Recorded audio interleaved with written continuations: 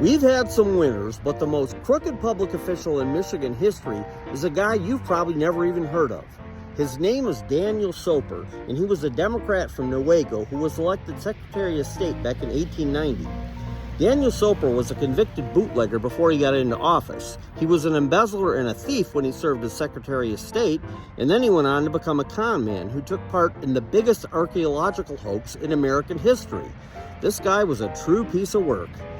Daniel Soper grew up in New York and moved to Newaygo, Michigan right before the Civil War. And in 1869, he decided to get into bootlegging. He sold a bunch of illegal liquor and he got caught. He was convicted and had to pay a $500 fine. Soper also got into Democratic politics, and in 1890 he was picked by the Michigan Democrats to be their Secretary of State nominee. He was elected and took office in January of 1891, and right away, right here in this building, he started stealing things, especially money. And it was never any big amounts. What he usually did was when someone came into the office to pay a fine, Daniel Soper would just pocket some of the cash. The governor found out about it and told Soper that he had to resign, which he did in December of 1891. He was officially disgraced. About 15 years later, he met up with a man named James Scotford, who had been putting together a huge archaeological hoax that became known as the Michigan Relics. What Scotford did was that he would manufacture ancient relics in his garage and then plant them at sites around the state.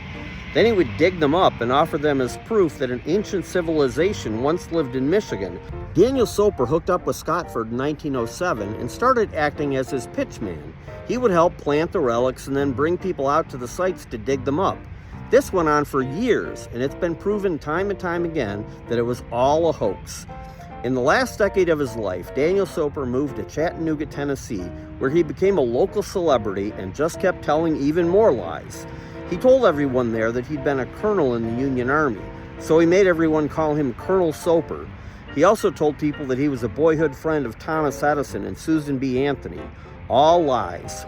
He died in 1923, and a century later here in Lansing, he still ranks as one of the biggest crooks we've ever had. And that's saying something. For Michigan Enjoyer, I'm Buddy Morehouse.